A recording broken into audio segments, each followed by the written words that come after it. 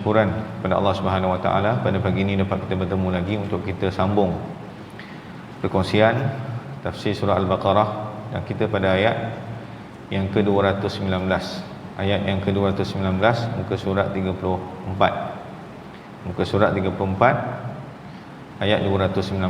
Insya-Allah pagi ini kita akan tengok penafsiran 3 ayat, ayat 219, kemudian ayat 220 dan ayat 221. Sebagaimana biasa, sebelum kita mulakan tadabbur ataupun tafsir ayat-ayat yang kita akan tengok pada pagi ini, kita bacalah dulu untuk kita meraih keberkatan daripada Allah Subhanahu Wa Taala. Kita baca sama-sama insya-Allah. A'udzu billahi minasyaitonir rajim. Bismillahirrahmanirrahim. يسألونك عن الخمر والميسر قل فيهما إثم كبير ومنافع للناس وإثمهما أكبر من نفعهما ويسألونك ماذا ينفقون قل العفو كذلك يبين الله لكم الآيات لعلكم تتفكرون في الدنيا والآخرة ويسألونك عن اليتامى قل إصلاح لهم خير وإن تخالطوهم فإخوانكم والله يعلم المفسد من المصلح ولو شاء الله لأعنتكم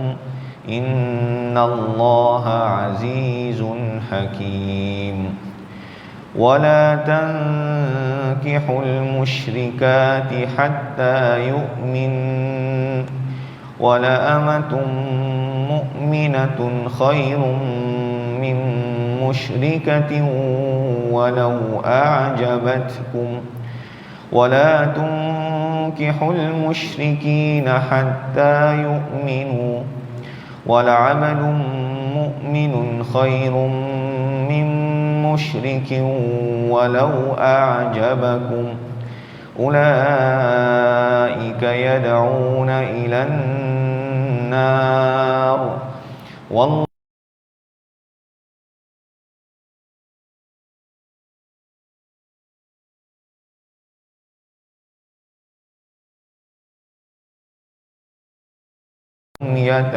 يتذكرون. Subhanallah. Ayat 219. Yas'alunaka 'anil khamri wal maisir. Mereka bertanya kepadamu tentang arak dan judi. Qul fihima ithmun kabir wa manafi'u lin-nas wa ithmuhuma akbaru min naf'ihima. Katakanlah wahai Muhammad, pada keduanya itu terdapat dosa besar dan beberapa manfaat bagi manusia, tetapi dosa keduanya lebih besar daripada manfaatnya. Wa yas'alunaka madza yunfiquna qulil 'afu. Dan mereka bertanya kepadamu apa yang mereka nafkahkan. Katakanlah yang lebih dari keperluan. Kadzalika yubayyinullahu lakumul ayati la'allakum tatafakkarun. Demikianlah Allah menerangkan ayat-ayatnya kepadamu supaya kamu berfikir. Jadi tuan-tuan, ayat ni turun di Madinah selepas daripada Nabi SAW hijrah. Ketika mana Nabi sampai ke Madinah, ramai orang-orang kat Madinah ni, mereka ni berjudi dan minum arak. Dua benda ni merupakan bukan satu hobi dah, satu budaya dah. Satu budaya, maksudnya budaya yang tak dapat nak dilepaskan dengan mudah. Sebab kalau hobi ni maksudnya kita boleh buat, orang lain tak buat. Saya mungkin hobi saya main bola, orang lain mungkin hobi dia main badminton. Tapi kalau budaya, dah adat ni maksudnya, saya ambil contoh, kita kalau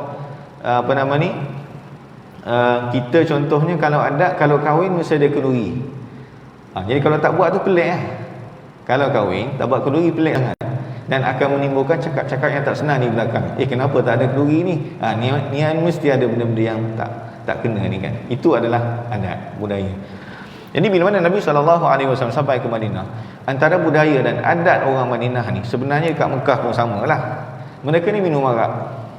Dan bila minum arak ni banyaklah berlakunya mabuk, dan bila mabuk ni maka berlakulah perkara-perkara yang tak diingini. Contohnya macam gaduh, kemudian berbunuh-bunuhan, boleh sampai kepada bunuh dan sebagainya. Sebab itulah arak ni arak ni adalah sebab dia boleh menutup akal. Sebab itulah namanya khamar. Tuan kalau tengok kat sini kan, al-khamar tu dalam bahasa Arab adalah menutup. Sebab dia menutup akal. Jadi perkataan khamar tu sendiri adalah merujuk kepada istilah yang difahami dalam bahasa Arab adalah menutup akal.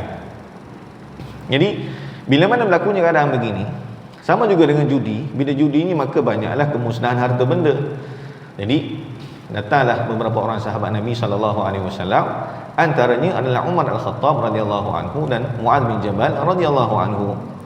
Datang jumpa Nabi SAW, ya Rasulullah, Allahumma bayyin lana bayanan fil khamri bayanan syafian.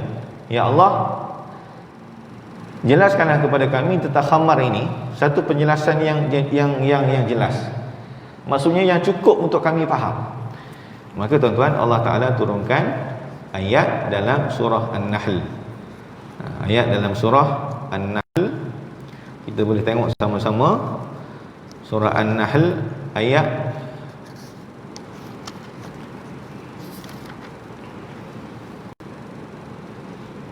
67. Kalau tengok, kalau siapa ada mazhab, surah An-Nahl, ayat surah An-Nahl, muka surat 274. Muka surat 274 ayat yang ke-67.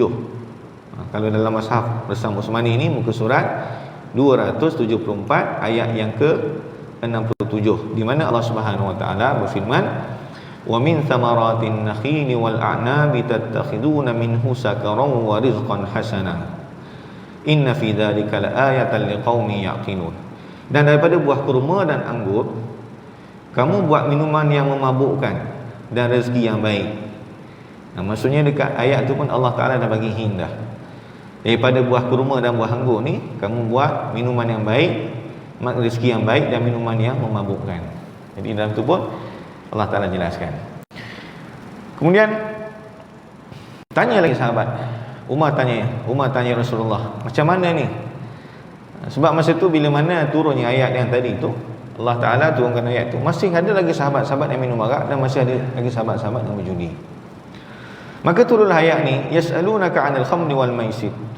Mereka bertanya kamu wahai Muhammad tentang judi dan juga maisir. Maisir ni judi, khamar dan juga judi, arak dan juga judi.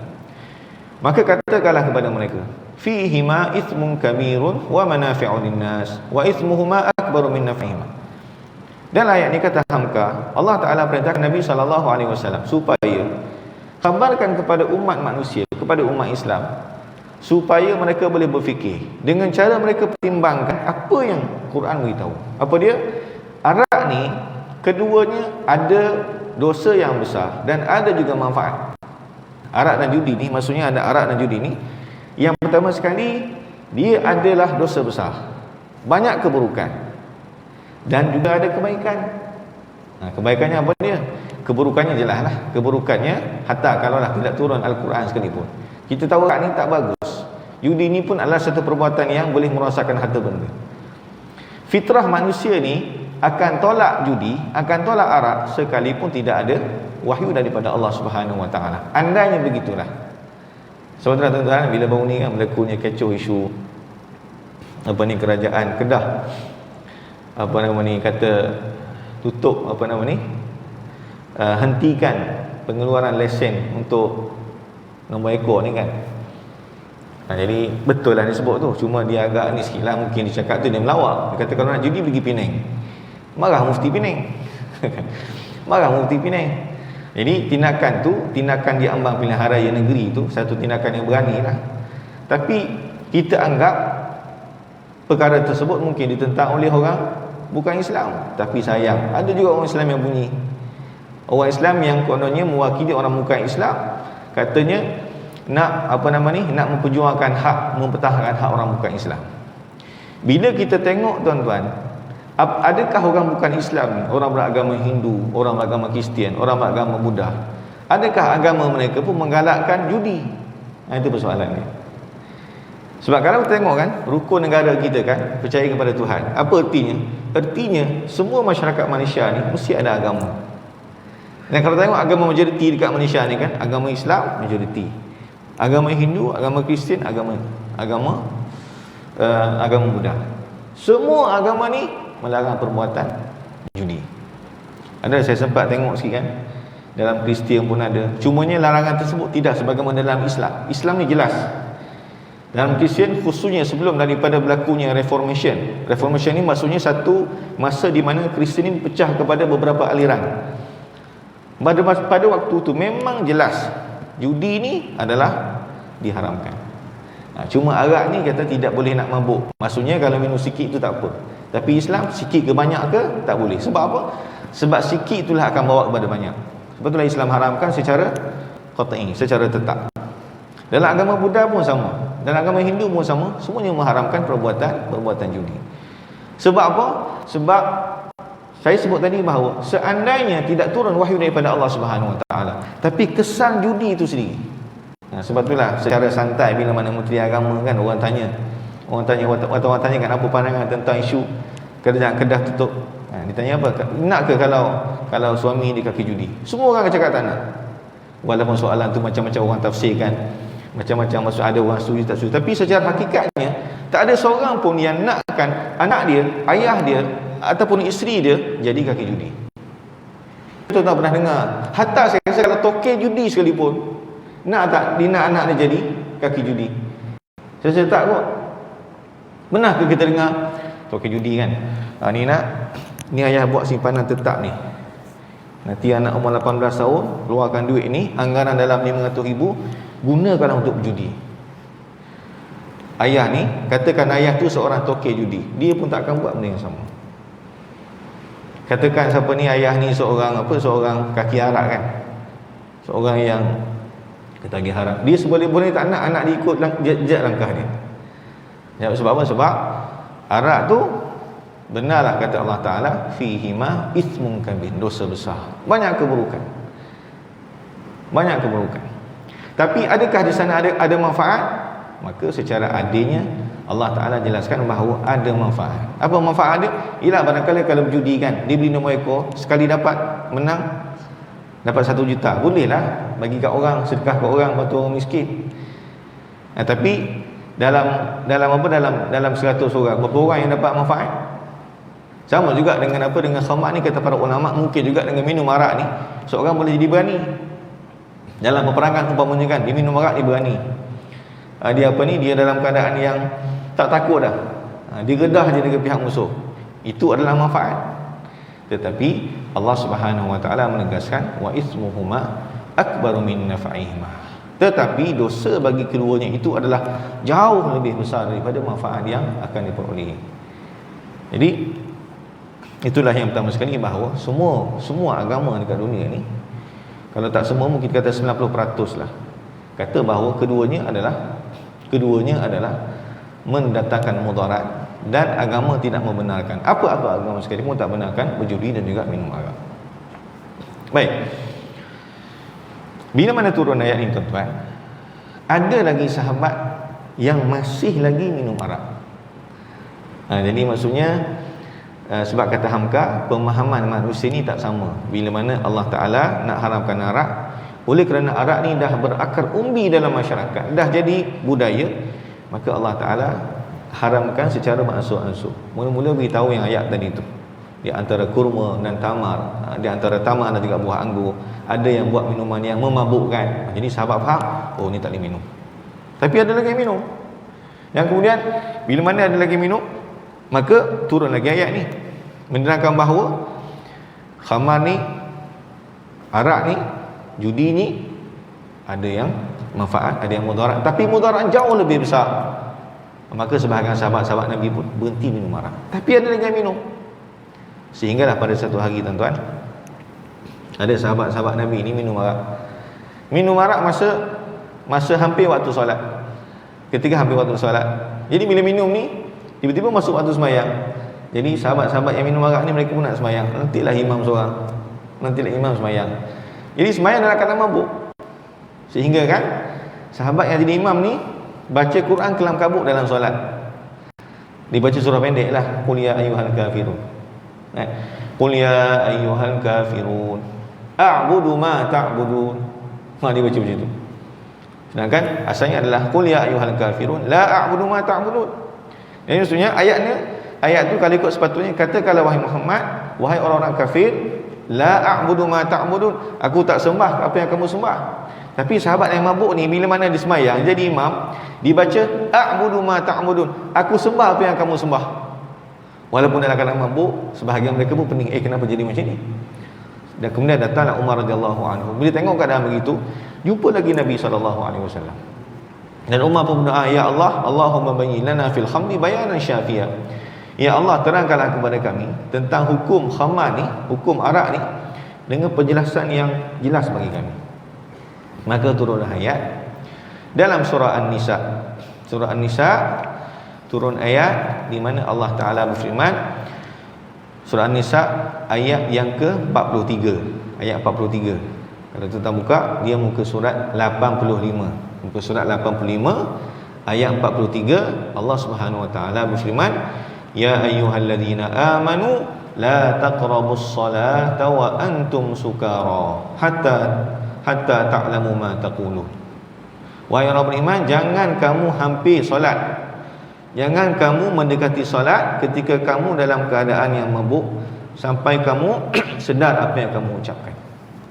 Jadi bila mana ada sahabat tadi kan sembahyang tunggang langgang, baca Quran tunggang langgang, surah tunggang langgang, kita dapat bayangkanlah kalau baca surah bertunggang langgang rakaat barangkali sama kot. Jadi bila mana turun ayat ni, maka sebahagian besar sahabat-sahabat Nabi dah tak minum arak dah. Ada sebahagian lain ni mereka minum arak pada malam hari. Sebab malam tu waktu solatnya panjang. Nak antara subuh dengan isyak, antara isyak dengan subuh tu panjang waktu. Maka mereka minum arak pada waktu tu. Siang mereka tak minum. Sehinggalah datang lagi Umar radhiyallahu anhu diminta, Allahumma bayyin lana fil khamri bayanan syafi'a. Ya Allah, jelaskanlah kepada kami tentang khamar ni penjelasan yang benar-benar mencukupi bagi kami. Maka akhirnya Allah Taala turunkan ayat yang terakhir dalam siri pengharaman arak ni, iaitulah ayat dalam surah Al-Maidah, muka surat 123, surah Al-Maidah ayat 90, atas kan itu, sebelah kanan surah Al-Maidah ayat 90 dalam mushaf ni, muka surat 123, di mana Allah Subhanahu wa taala berfirman, ya ayyuhalladzina amanu innamal khamru wal maisiru wal ansabu wal azlamu rijsum min amali syaitan fajtanibuhu la'allakum tuflihun. Wahai orang beriman, sesungguhnya meminum arak, berjudi dan mengundi nasib dengan anak panah adalah perbuatan keji dan termasuk perbuatan syaitan, maka jauhilah perbuatan-perbuatan itu agar kamu berjaya. Ini adalah siri terakhir ayat Al-Quran yang terangkan tentang pengharaman arak. Jadi bila mana ayat ini turun, maka Umar radhiyallahu anhu ceritakan, bila mana ayat ini turun, maka semua sahabat-sahabat Nabi SAW ambil apa sahaja arak yang ada kat rumah. Tak adalah nak tunggu, ni stok lama ni kena berhabis ni, tak ada. Sebab arak kan ada disimpan lama kan. Kita tengok kan ada arak yang disimpan sampai berpuluh tahun. Oh, tu yang mahal tu. Ni arak ni disimpan ketika mana tahun 1950 simpan arak ni. Nak bagi power dia tu. Oh, yang tu yang mahal tu. Tak ada pun sahabat, ni arak ni lama ni, tu nenek moyang aku simpan ni, habis dululah. Tak. Bila turun je ayat terakhir tadi tu, surah Al-Maidah ayat 90 tu, mereka ambil semua stok yang ada kat rumah, yang bertong-tong. Tuan-tuan bayangkan, nak cerita banyak ke tidak Nak cerita macam mana arak tu dekat dengan masyarakat Arab, dengan sahabat-sahabat Nabi sebelum daripada pengharaman secara total tu. Umar ceritakan, ada dalam kalangan kami, bahkan dalam kalangan kami ni, ambil arak tu, mereka telah curahkan arak tu di jalan-jalanan di kota Madinah, sehingga kan semerbak bau arak tu di seluruh kota Madinah. Kita tak dapat bayangkan lah. Contoh tuan kalau di Kelantan orang suka budu, andai kata budu ni diharamkan, katakan semua kena curahkan budu atas jalan, rasa tak banyak-banyak turun. Ada tak ada orang simpan satu tong budu kat rumah kan, mungkin itu penjual budu. Tapi kalau kita paling-paling tidak 2-3 botol je, 2-3 botol, tak ada orang simpan budu ni sampai berkilo-kilo kat rumah. Tapi nak cerita dekatnya khamar ni, apa nama ni, arak ni dengan sahabat-sahabat Nabi SAW, budaya orang Arab pada waktu itu, sehingga mereka keluarkan arak tu bertong-tong daripada rumah dan curahkan atas jalan. Dan mereka pun berkata apa? Intahaina, kami dah sudahlah. Habis tu. Sehingga kan kata Umar, sehinggalah bila mana hujan turun, hujan membersihkan jalanan-jalanan tu daripada bau arak tu. Dan masa tu bau hilang. Tu bayangkan dekat Mekah, Madinah kan, hujan bukan turun setiap hari macam tempat kita ni. Lama tu. Nak bau apa nama ni, lama nak hilang kesan tu. Sebab orang yang minum arak ni tuan-tuan, dia walaupun dia berhenti, tapi bila dia bau tu, dia akan rasa teringat balik. Dia akan teringat balik nostalgia masa dia minum tu. Saya sembang seorang kawan saya ni, dia dulunya dia Iban. Dia kata memang kami biasa ustaz. Dia pun sekarang dah ustaz lah. Kami biasa dulu ustaz, kalau time perayaan apa-apa ke, memang biasalah 2 benda tak boleh tinggal. Babi dengan arak.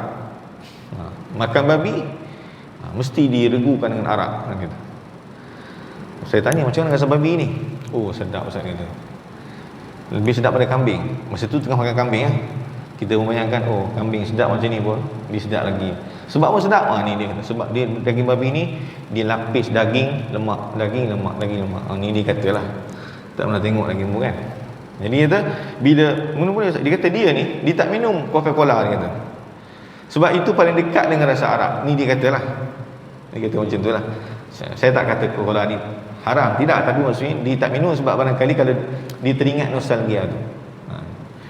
Jadi nak cerita bahawa itulah keadaan sahabat-sahabat Nabi SAW bila mana Allah Ta'ala turunkan ayat yang terakhir dalam siri pengharaman arak, dan tidak ada pun lepas pada itu sahabat-sahabat yang minum arak dan anggap sebagai perbuatan yang halal. Cuma adalah seorang sahabat Nabi itu, bukan tak ada sahabat yang minum arak, ada sahabat Nabi minum.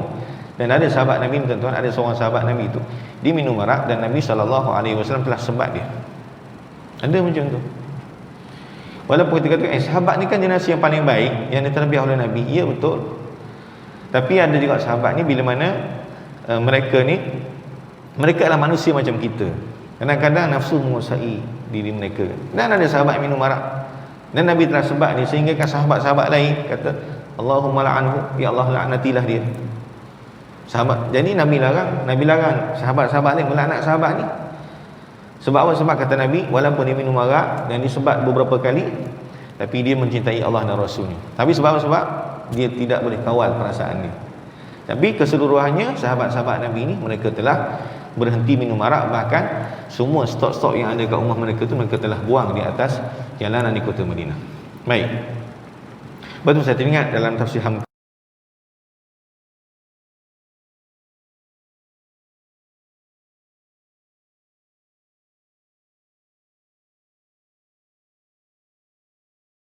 Islam ni di hari raya mereka bergembira tapi tidak ada mabuk-mabuk. Sebab budaya masyarakat Eropah, walaupun di hari memperingati kelahiran Nabi mereka, kelahiran Tuhan mereka, iaitulah Nabi Isa AS, ada 25 Disember kan, maka mereka menyambut hari raya, tapi dalam masa yang sama mereka boleh mabuk-mabuk. Tapi kita tidak. Sebab apa? Sebab dalam Islam ni Allah Ta'ala bukan sahaja haramkan arak, Allah Ta'ala bukan sahaja tak benarkan minum arak, tapi ada di sana dinyatakan bahawa arak ni merupakan dosa besar. Dan juga siapa minum dia boleh kena sebat. Dalam agama lain memang ada, tidak boleh nak mabuk, tidak boleh nak minum, tapi dia tidak nyatakan apakah dia akibat, apakah dia peraturan yang ada sebagaimana dalam agama Islam. Baik. Kemudian Datang lagi pertanyaan daripada sahabat-sahabat Nabi sallallahu alaihi wasallam. Jadi dalam ayat ni, ayat 219 220 ni ada 3 pertanyaan. Ada 3 pertanyaan daripada sahabat Nabi. Yang tadi itu pertanyaan yang pertama. Pertanyaan yang kedua, wa yas'alunaka madza yunfiquna qulil 'afw. Dan mereka bertanya kepadamu wahai Muhammad, apa yang mereka nafkahkan? Kan Nabi SAW suruh sahabat-sahabat Nabi nafkahkan harta, gunakanlah harta untuk fisabilillah. Jadi sahabat-sahabat ni tanya, nak nafkah ni banyak mana? Apa yang nak nafkahkan? Maka kata Allah Subhanahu Wa Taala, qulil 'afw, kamu sedekahkanlah apa yang lebih dari keperluan. Itu adalah kata kunci. Kita nak sedekah tuan-tuan, kita kena sedekah lebih daripada keperluan. Seorang sahabat Nabi datang kepada Nabi SAW, ya Rasulullah, indi dinar, aku ada 1 dinar, apa aku perlu buat? Nabi kata, nafkahkanlah dirimu dengan duit tersebut. Kemudian, indi dinarun akhar, aku ada 1 dinar yang lain, untuk apa lagi aku buat? Kata Nabi SAW, nafkahkan untuk keluarga kamu. Kemudian, indi dinarun akhar, aku ada 1 dinar lain, barulah Nabi sarankan untuk sedekah pada orang lain. Maksudnya apa? Kita nak sedekah ni, kita kena pastikan bahawa keperluan kita cukup dan keperluan keluarga kita cukup. Tak guna kita ni sedekah pada orang lain, kita bagi sumbangan pada orang dalam keadaan kita kat rumah tak cukup keperluan, beras tak ada, lauk tak ada, anak-anak lapar, tapi kita sedekah pada orang lain. Ini bukanlah satu perkara yang diajar oleh Nabi SAW. Dalam sebuah hadis Nabi SAW, ada seorang sahabat Nabi yang Sa'ad bin Abi Waqqas radhiyallahu anhu. Sa'ad bin Abi Waqqas ni adalah antara sahabat Nabi yang rapat lah. Dia satu hari dia sakit. Dia kata, aku sakit tu macam aku nak mati dah. Nabi datang ziarah dia. Dia tanya, ya Rasulullah, ana zu mali, aku ni Rasulullah, aku ni banyak duit, aku ni ada harta. Kemudian, wala yarisuni illa ibnatun li wahidah, dan tidak adalah yang mewaris harta aku ni melainkan seorang je anak perempuan. Dia ada anak perempuan seorang je. Kemudian ditanya Nabi, afa atasaddaqu bi sulusai mali, adakah aku nak sedekah dengan 2/3 harta aku? Ini contoh, katakan harta tu katakan ada apa, ada 90,000 contohnya kan. Contoh, adakah nak sedekah sebanyak 60,000, 2/3? Jadi dia mungkin ada harta banyak lagi lah. Nak sedekah 2/3 ke? Nabi kata tak, jangan. Kemudian dikata lagi, adakah aku nak sedekah separuh daripada harta ku? Nak sedekah separuh ke? Nabi kata jangan. Dan barulah dia kata, adakah aku sedekah sulus, 1/3 saja? Nabi kata 1/3 saja. Nabi kata wasulusu katsir, 1/3 itu pun adalah banyak. Dan Nabi kata apa? Innaka antadhara warasataka aghniya'at khairum min antadharahum 'alatan yatakaffafuna an-nas. Lebih baik kamu tinggalkan anak kamu ni ataupun waris kamu ni dalam keadaan yang kaya, yang ada harta, daripada mereka ni ditinggalkan dalam keadaan miskin dan mereka ni meminta-minta daripada orang lain. Ini Islam ajar cara dia.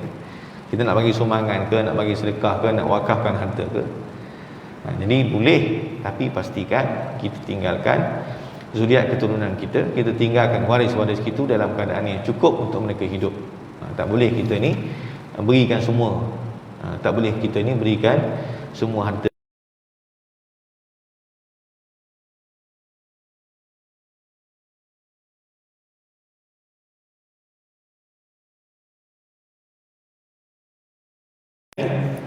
Dijelaskan, kadzalika yubayyinullahu lakumul ayati la'allakum tatafakkarun. Demikianlah Allah menerangkan ayat-ayatnya kepadamu supaya kamu berfikir. Jadi tuan-tuan nampak tak, daripada awal lagi Allah Ta'ala suruh kita berfikir. Bila mana tanya pasal Arab, tidak menyatakan haram, berhenti cakap tu tidak, tapi dia suruh pertimbangkan haram tu kenapa. Sebab ada manfaat dan ada kebaikan. Ada manfaat, ada kemudaratan. Tapi kemudaratan adalah jauh lebih besar lagi. Fikir. Betul kata Hamka, dalam agama ni banyak suruh kita fikir. Dan agama ni tuan-tuan, banyak suruh kita fikir. Sebab itulah dalam agama ni tak ada perkara yang tak logik. Ada sikit sangat tu mungkin belum sampai kita punya pemahaman lagi. Sebab itulah kalau tuan-tuan, kalau ada orang ajar perkara-perkara yang tak logik ni, jangan ikut lah. Senang je dia punya Dia punya apa? Dia punya key point dia. Kan, saya rasa sebahagian kita ni tahu, ada sebahagian asatizah ni kan. Minta maaf saya terpaksa sebut sebab kadang-kadang benda ni orang tak tahu. Ajar perkara yang contohnya kalau tuan-tuan pernah dengar kan, zikir lipat bumi. Apa tujuannya? Kalau kita nak berjalan tu dia akan jadi cepat. Bila kita berjalan, dia akan jadi cepat sampai ke destinasi. Tapi kata ustaz ni jangan baca masa masuk dalam kereta. Sebab kereta laju sangat nanti takut orang bangga pula. Pelik. Kita pelik tu kan. Kemudian dia kata lagi, tapi walaupun cepat tapi sampai lebih kurangnya masa dia. Pelik tu. Jadi saya rasa tuan-tuan, dalam agama ni sebenarnya mudah je. Agama ni kita ikut apa yang Nabi ajar, apa yang sahabat ajar, apa yang tabi'in ajar pada kita, apa yang ulama-ulama mutabar ajar. Kalau saya kan pernah dulu seorang murid saya lah, dia kata, "Ustaz, saya nak masuk tarekat ni Ustaz." Saya kata, "Boleh, tak ada masalah. Cuma Ustaz nak beritahu pada awak satu kaedah." Apa kaedah dia? Dia kata, orang yang awak nak ikut tu mestilah orang yang faham Al-Quran, orang yang faham hadis. Sebab apa? Sebab seorang tokoh sufi yang awal, namanya Syekh Junaid Al-Baghdadi rahimahullah. Ni kalau siapa-siapa yang belajar tasawuf ni, selain daripada Imam Ghazali, dia akan kenal Syekh Junaid ni orang yang paling awal lagi. Syekh Junaid kata apa? Man lam yaqra'ul Qur'ana wa lam yaktubus sunnah wa la yuqtada fi hadzal amr. Ilmuna muqayyadun bil Qur'ani was sunnah. Kata Syekh Junaid, ilmu kami ni, ilmu tasawuf kami ni adalah ilmu yang terikat dengan Al-Quran dan terikat dengan sunnah Nabi. Siapa-siapa yang tak faham Al-Quran, tak baca Quran, tak beramal dengan hadis Nabi SAW, jangan ikut ni. Saya harap ni faham lah. Tapi akhirnya diikut satu tarikat yang telah difatwakan sesat. Saya dah beritahu dah. Jadi nak tahu sesat ni, bila mana dia ajar benda pelik-pelik, yang Quran pun tak sebut, yang hadis pun, yang Nabi pun, bahkan Nabi larang, tu pelik lah. Ya, kalau tuan nak tahu lagi kan, dalam YouTube saya pernah cerita kat tuan. Dalam YouTube ada, saya jumpa satu ajaran tu lah, satu tok guru tu di Kelantan. Dia mengajar tarikat. Dia kata dia mengajar tauhid ma'rifatullah. Sebelum mengajar tu dia pasang lagu dulu. Pasang lagu, gedeng-gedeng pasang lagu dulu. Jadi nampak pelik tak? Pelik tu. Pasang Quran ke, pasang nasyid ke boleh tahan. Ni pasang lagu dulu. Pakai topi, bukan salah pakai topi, tapi kena pada tempat lah. Kekep. Kemudian sambil sokok. Sambil sokok kan. Rokok tu ialah khilaf dalam kalangan ulama, walaupun fatwa Selangor ni kata haram semua kan. Tapi kalau ada kata, "Ustaz, rokok ni ada khilaf lagi Ustaz," silakanlah, tak apalah. Kalau itu yang ada pegang, tak apalah. Tapi sekurang-kurangnya janganlah masa mengajar akidah, mengajar tauhid, ma'rifatullah, mengenal Allah ni sokok. Kemudian cerita pula benda yang bila kita dengar tuan, kalau kita dengar cerita pasal agama, benda yang pelik sangat, benda yang menyebabkan kita perlu sangat berfikir, macam kita ni pening nak faham, itu antara tanda-tanda lah tu, ajaran tak berapa tepat. Saya tak nafikan dalam agama ni adalah benda susah yang hanya boleh dipahami oleh para ulama-ulama saja, tapi kalaulah benda-benda asas nak kenal Tuhan pun susah. Ada seorang saya dengar satu ceramah tu, dia kata dia ajar ajaran untuk kenali. Saya sebutlah, minta maaf, tapi tak sebut nama dia. Dia ajar hadirin semua, dia kata ajar ke depan. Dia kata sebenarnya kita nak, dia tanya soalan, kenal tak Tuhan? Macam mana nak kenal Tuhan? Dia nak kenal Quran. Dalam Quran ni tak ada sebut nak kenal Tuhan. Dia kata dalam Quran tak ada sebut nak kenal Tuhan. Dia kata dalam Quran ni tak ada sebut secara jelas nak kenal Tuhan. Tuan-tuan, orang yang baca Quran dan baca, bukan suruh baca habis pun, baca satu ayat je dah mula kenal Tuhan. Sambung satu surah dah boleh kenal Tuhan sifatnya macam mana. Apa satu ayat? Bismillahirrahmanirrahim. Siapa Tuhan? Tuhan adalah yang Maha Pemurah lagi Maha Pengasih. Sifat Tuhan. Siapa Tuhan ni? Alhamdulillahi Rabbil Alamin. Tuhan sekalian alam. Tuhan sekalian alam. Siapa Tuhan ni? Ar-Rahmanir Rahim. Siapa Tuhan ni? Maliki Yaumiddin. Tuhan ni apa fungsinya? Iyyaka na'budu wa iyyaka nasta'in. Kita sembah Tuhan, kita minta tolong Tuhan. Ni minta tolong siapa-siapa dah, wali mana dah. Ada seorang ustaz tu ajar, kalau kita sesat, kalau kita ditipu musuh, maka sebutlah nama Bulia bin Mulkan. Ni siapa yang ajar ni? Siapa-siapa kena kepung musuh, ni saya cerita ni benda betul ni. Kalau buka lagi YouTube mesti akan jumpa. Siapa-siapa kena kepung musuh, serulah nama Bulia bin Mulkan. Siapa tu? Nabi Khidir alaihi salam. Sahabat-sahabat tak pernah hajar macam tu. Ulama-ulama tak pernah hajar macam tu.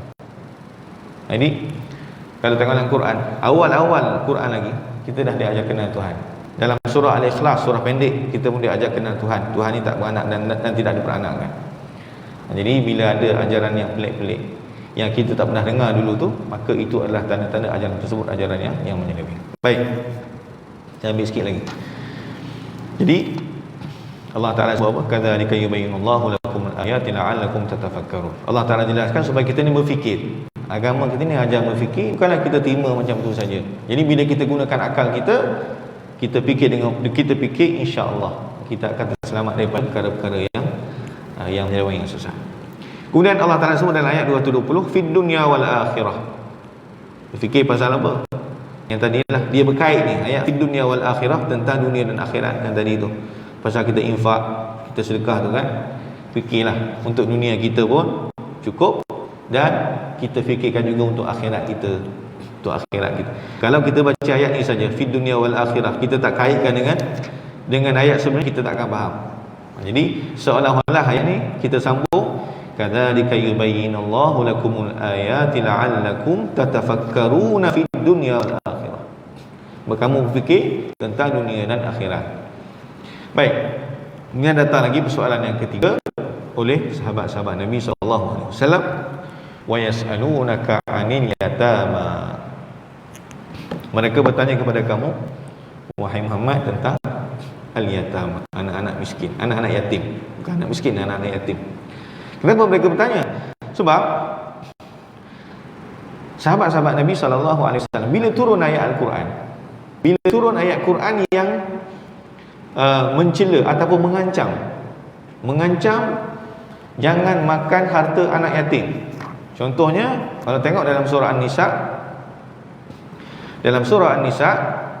Allah Ta'ala telah turunkan ayat yang memberi peringatan kepada orang-orang yang jaga anak yatim supaya berhati-hati dan jangan makan harta anak yatim. Sebab apa?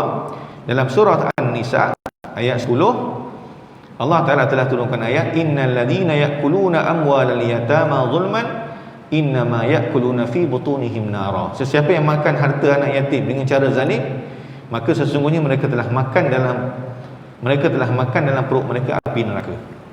Itu ancaman. Jadi ada dalam kalangan sahabat Nabi ni, mereka ni ada peliharaan yatim. Jadi bila mana turun ayat macam ni, ayat yang mengancam jangan makan harta anak yatim, maka sebahagian mereka ni asingkan makanan. Oh, ni makanan untuk keluarga mereka, ni makanan untuk anak yatim yang mereka pelihara, yang mereka jaga. Sampai macam tu sekali. Sehingga kan ada makanan yang untuk anak yatim ni, kalau tak habis pun mereka tak akan makan, mereka akan biarkan sampai rosak macam tu saja, basi macam tu saja. Lalu oleh kerana perkara tersebut menyusahkan mereka, maka mereka bertanya kepada Nabi SAW tentang nak nguruskan anak yatim ni macam mana. Maka Allah Ta'ala bagi kaedah, qul islahul lahum khair. Katakanlah wahai Muhammad, mengurus urusan mereka secara sepatutnya adalah baik. Wa in tukhalituhum fa ikhwanukum. Dan jika kamu bergaul dengan mereka, maka mereka adalah saudaramu, dan Allah mengetahui siapa yang membuat kerosakan dari yang mengadakan kebaikan. Wallahu ya'lamul mufsida minal muslih. Walau sya'allahu la'anatakum. Dan jikalau Allah mengkehendaki, nescaya dia dapat mendatangkan kesulitan kepadamu. Sesungguhnya Allah Maha Perkasa lagi Maha Bijaksana. Maksudnya Allah Ta'ala tak ceritakan secara detail nak ambil banyak mana harta anak yatim, tapi Allah Ta'ala kata apa? Qul islahul lahum khair. Urus-urusan tu secara sepatutnya adalah baik. Maksudnya bukanlah sampai tahap kena asingkan makanan. Sebab mereka pun saudara kamu juga. Wa in tukhalituhum, kalau kamu campur dengan mereka, fa ikhwanukum, mereka pun saudara kamu juga, saudara dalam Islam juga. Maka boleh nak makan sekali. Tapi pokoknya adalah Allah Ta'ala tahu, wallahu ya'lamul mufsida minal muslih. Niat siapa yang nak buat kerosakan terhadap harta anak yatim, dan siapa yang nak buat baik pada anak yatim, Allah Ta'ala tahu. Jadi boleh guna, lepas tu dalam ayat lain, boleh guna harta anak yatim ni untuk dilaburkan ke tempat-tempat yang boleh membawa perangan yang baik. Jadi ada kaedah ni untuk uruskan harta anak yatim ni. Tapi kaedah pokoknya adalah uruskan secara teratur, uruskan secara baik. Baik tu kita sendiri boleh fikirlah. Maksudnya janganlah gunakan duit mereka, harta anak yatim tu untuk kepentingan peribadi, untuk seronok-seronok, tak boleh. Tapi untuk kepentingan anak yatim yang kita jaga tu. Kemudian ayat terakhir pada pagi ini, ayat 221, wala tankihul musyrikati hatta yu'min, dan janganlah kamu nikahi wanita-wanita musyrik sebelum mereka ni beriman. Ayat ini turun ketika mana ada seorang sahabat Nabi SAW, Nabi utuskan ke Mekah. Masa tu dah kat Madinah kan, Nabi hantar ke Mekah untuk satu urusan. Dan bila mana sahabat ni nak balik, dia bertemu dengan bekas makwa lama dia, yang bernama Inaq. Ini sebut dalam kitab tafsir lah, tak penting bernama ni, tapi nak cerita bahawa sahabat ni pergi buat urusan, dihantar oleh Nabi ke Mekah. Dia berjumpa dengan bekas makwa lama dia yang masih dalam keadaan musyrik. Dan makwa ni pun kata dalam ungkit balik kisah dulu kan, ajak kahwin, nak satukan semula. Jadi dia pun kata, aku ni dah Islam, kalau nak kahwin kena masuk Islam. Jadi sahabat ni pun bila mana enggan untuk menuruti kehendak wanita ni pun upah seorang tukang pukul sahabat ni. Jadi sahabat ni balik ke Madinah, cerita kepada Nabi SAW dan beritahu tentang hasrat perempuan tersebut. Dan Allah Ta'ala turunkan ayat, jangan kamu nikahi perempuan musyrik sehinggalah mereka ni beriman. Wala amatum mu'minatun khairum min musyrikatin walau a'jabatkum, sesungguhnya wanita hamba yang mukmin lebih baik daripada wanita musyrik walaupun dia menarik hatimu. Jadi makwa dia tadi tu memang cantik lah. Jadi Allah Ta'ala turunkan ayat, orang hamba perempuan yang beriman. Zaman dulu ni hamba ni tuan-tuan, orang yang biasanya tak ada rupa lah, orang yang kulit hitam dan sebagainya kan. Wala tunkihul musyrikin hatta yu'minu, dan janganlah kamu menikahkan orang musyrik dengan wanita-wanita mukmin sebelum mereka beriman. Wala 'abdun mu'minun khairum min musyrikin walau a'jabakum, sesungguhnya hamba mukmin, hamba yang berkulit hitam, maksudnya hamba zaman dulu ni kulit hitam kan, yang beriman lebih baik daripada seorang musyrik walaupun seorang musyrik tersebut adalah menarik perhatianmu. Ulaik, sebab apa tak boleh nikah ni? Sebab ulaika yad'una ilan nar, sebab mereka ni ajak kepada api neraka. Wallahu yad'u ilal jannati wal maghfirati bi'idnih wa yubayyinu ayatihi lin-nasi la'allahum yatadhakkarun. Mereka mengajak kepada neraka sedangkan Allah mengajak ke syurga dan keampunan dengan izinnya, dan Allah menerangkan ayat-ayatnya kepada manusia supaya mereka mengambil pengajaran. Jadi tak boleh kahwin. Cuma ayat ni umum, dikhususkan boleh kahwin dengan ahli kitab, orang Kristian dan juga orang-orang Yahudi. Satu kisah tuan-tuan diceritakan oleh Hamka dalam tafsir, diceritakan kisah, kata ada orang sekampung dengan dia. Kampung Hamka ni dekat Maninjau. Maninjau ni di Padang. Saya pernah pergi tempat tu, saya pernah pergi rumah dia, rumah Hamka, rumah yang dilahirkan. Tempat tu memang cantik sangat. Memang cantik lah tempat, kawasan dia, sawah padinya. Agak-agaknya kalau tengok pada gambar-gambar tu kan, barangkali tempat tu macam tempat kita tahun 60-an 70-an lah. Masih lagi belum moden macam sekarang. Saya tengok kat rumah-rumah dia orang tu ada kolam. Saya tanya, apa benda kolam ni? Sebab setiap rumah tu mesti ada kolam. Saya tanya orang situ, kenapa Pak? Kenapa ada kolam dekat setiap rumah ni? Oh, kami pelihara ikan tilapia. Nak makan, mancing je, dapat terus fresh, masak. Tu dia punya budaya dia lah. Hamka cerita, dia kata ada kawan ini kahwin dengan Kristian Katolik. Kahwin Kristian Katolik. Kemudian dalam tempoh 3 bulan, dia kata di situlah mana Hamka kata alhamdulillah dah masuk Islam. Kemudian dalam tempoh tu juga saya hadiahkan buku-buku kepada mertua saya yang masih lagi Kristian tu. Antara dia hadiahkan buku tersebut, antara buku-buku yang dia hadiahkan adalah buku yang ditulis oleh Tuan, katanya. Dia Hamka. Buku apa? Buku tasawuf moden. Tajuk buku tu buku tasawuf moden. Dan mertua saya baca, dan setelah beberapa lama dia pun masuk dalam agama Islam. Dia kata, tapi Hamka kata ini adalah kes yang terpencil lah. Sebab banyak berlaku adalah orang kahwin dengan Kristian ni, akhirnya anak entah ke mana, dan apa nama ni, dia pun tak boleh Islamkan isteri dia, dan kadang-kadang dia pun boleh jadi murtad sama. Jadi dalam Islam ni boleh orang kahwin, orang lelaki Muslim kahwin dengan perempuan ahli kitab. Tapi kalau sebaliknya tak boleh. Tidak boleh seorang perempuan muslimah berkahwin dengan lelaki ahli kitab, lelaki Kristian ataupun Yahudi. Kalau sebaliknya boleh. Sebab apa tuan-tuan? Sebab lelaki biasanya dominan. Lelaki biasanya dominan. Lelaki yang akan kawal isteri dia, biasanya macam itulah. Majoriti macam tu, kalau tak semua pun. Okey. Bahkan dalam kitab fiqh disebutkan apa? Kalau kahwin ni, lelaki kahwin dengan perempuan Kristian, kalau isteri nak pergi church, nak pergi gereja, suami boleh hantar. Suami boleh hantar pergi. Dan suami tak boleh halang isteri dia ni untuk amalkan agama dia dalam rumah. Contoh kan, ada salib ke, tak boleh. Tak boleh nak halang kalau isteri nak beramal dengan agama Kristian atau agama Yahudi. Tapi hikmahnya, pada hikmahnya, seorang lelaki yang soleh yang kahwin dengan perempuan Kristian, maka dia boleh ada potensi mengislamkan perempuan ni, dan boleh ada potensi mengislamkan keluarga perempuan ni pun sama.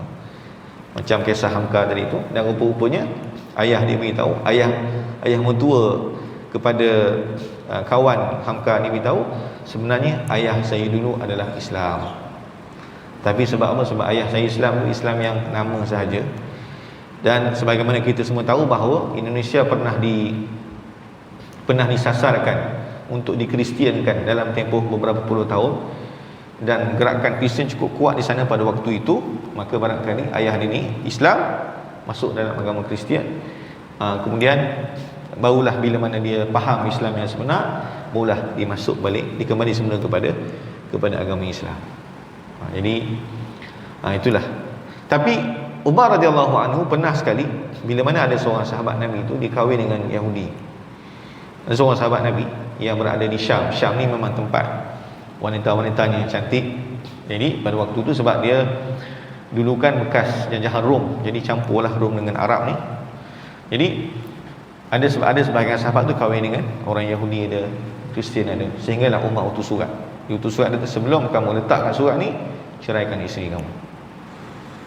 Sahabat tanya, bukankah ini halal bagi kita? Syariat kita boleh. Umar kata bukan masalah haram atau halal, tapi kamu ni, perbuatan kamu ni, sebab sahabat Nabi kan, akan diikuti oleh lelaki-lelaki Muslim yang lain. Dan kalaulah perkara ini berlaku, maka menyebabkan akan berlaku kemudaratan kepada masyarakat Islam. Sebab apa? Sebab orang Islam pilih orang Kristian, orang Yahudi, dan kadang meninggalkan anak-anak perempuan Muslimah, anak-anak perempuan yang Islam. Jadi sebenarnya boleh. Ayat ni kata tak boleh hanya kepada orang musyrik sahaja, selain daripada agama Kristian, agama Yahudi. Ada pun yang lain tu tak boleh. Nak kahwin boleh agama Kristian, agama Yahudi. Dan kawan saya, bukan kawan lah, sendiri saya pernah, masa dekat saya belajar dulu, dikahwin dengan orang Spain. Sendiri orang Spain, masa tu tak Islam lagi. Nak kata dia ni warak sangat, tidaklah juga. Tapi alhamdulillah, masa kami nak balik tu, dapat maklumat yang isteri pun dah masuk Islam dah. Lepas tu habis macam tu lah, tak tahu dah macam mana kan. Jadi sebab apa? Sebab dibenarkan ni ada hikmah, supaya boleh ada ruang untuk dakwah kepada isteri dia dan kepada ahli keluarga yang lain. Wallahu alam. Sekadar itu untuk pagi ni. InsyaAllah kita akan sambung pada bulan hadapan ayat yang ke-222. apa yang baik daripada Allah Subhanahu wa taala, apa yang terkurang adalah kelemahan saya. Qulu qawli hadza wa astaghfirullahal azim li wa lakum. Assalamualaikum warahmatullahi wabarakatuh. Bismillahirrahmanirrahim. Alhamdulillahirabbil alamin. Wassalatu wassalamu ala asyrafil anbiya'i wal mursalin wa ala alihi wa sahbihi ajma'in. Allahumma faqihna fid din wa 'allimna at-ta'wil wahdina ila siratikal mustaqim. Allahumma arinal haqqa haqqan warzuqna ittiba'ah wa arinal batila batilan warzuqna ijtinabah. Wa sallallahu ala sayyidina Muhammadin wa ala alihi wa sahbihi wa sallam. Walhamdulillahirabbil alamin.